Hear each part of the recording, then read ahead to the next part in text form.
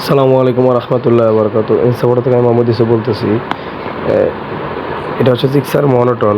তো দেখেন মোবিল কিন্তু আপনার ইঞ্জিন অয়েল কিন্তু আপনার 50 গ্রামও বের হয় না। আমার ট্রলিতে আগের ইঞ্জিন অয়েল ছিল, তো এখানে 50 গ্রাম ইঞ্জিন অয়েল বের হয় না। তো এত দামি একটা শখের বাইক, এই বাইকটা শুধু অযত্নের কারণে আজকে এই পরিস্থিতি। আপনি যদি আগে থেকে সতর্ক না হন, সেক্ষেত্রে আপনার বড় ধরনের কিন্তু প্রবলেমে আপনি ফেস করবেন। তো এইটা একটা ইঞ্জিন অয়েল আপনার বাইকে কত বড় ক্ষতি করতে পারে সেটা আপনি নিজেও ধারণা করতে পারবেন না। তো এই ভাইয়ার আপনার হচ্ছে ইঞ্জিন অয়েলটা চেক করে নাই সময়মত, এবং আপনার হচ্ছে উনি ইঞ্জিনটা মোবিল খাইতে উনি বুঝতে পারে নাই। তো সেক্ষেত্রে আমার এখানে সার্ভিসিংয়ে যখন আনে, তো আমি ইঞ্জিন অয়েলটা ড্রেন দিয়ে দেখি আপনার 50 ml ইঞ্জিন অয়েল নাই। আপনার অল্প একটু ইঞ্জিন অয়েল বেরোছে। তো গাড়ি যে রাস্তা সিজ করে না, এটাই ওনার ভাগ্য ভালো।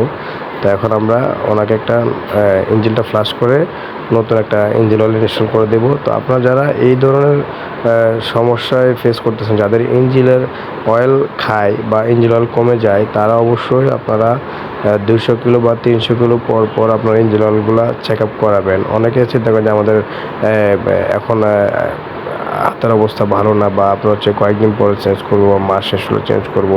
তো তাদের উদ্দেশ্যে বলতেছি, তারা অবশ্যই যেন ইঞ্জিন অয়েলগুলো চেকিং করে তারপরে চালায়। না হলে আপনার যে রাস্তায় গাড়িটা সিজ করে, সেক্ষেত্রে আপনার এখন যাবে আপনার হচ্ছে 600-700 টাকার মতো, তখন আপনার কিন্তু 6-7 হাজার টাকাও কিন্তু কাজ হবে না। তো আপনারা অবশ্যই বিপদ আসার আগে সতর্ক থাকবেন। আর আপনারা যদি এই ধরনের যে ইঞ্জিনের কাজগুলো করাতে চাচ্ছে, যাদের ইঞ্জিন অয়েল কমে যায় বা পিস্টন খারাপ থাকে বা যে কোনো ধরনের প্রবলেম বা যে কোনো ধরনের সার্ভিস, আমরা ইনসাপোর্ট থেকে দক্ষ টেকনিশিয়ানের মাধ্যমে খুবই যত্ন সহকারে করে থাকি। তা আপনারা আমাদের এখানে আসতে পারেন। আমাদের লোকেশন 60 ফিটিয়া মহাশোরুমের অপোজিটে ইনসাপোর্টও। আমাদের ডেসক্রিপশনে নাম্বার দেওয়া থাকবে, আপনারা এই নাম্বারে সরাসরি যোগাযোগ করতে পারেন। আর ভিডিওটা অন্যকে দেখার সুযোগ করে দিন, ভিডিওটা লাইক কমেন্ট শেয়ার করে দিন। আসসালামু আলাইকুম রহমতুল্লাহ বরকাত।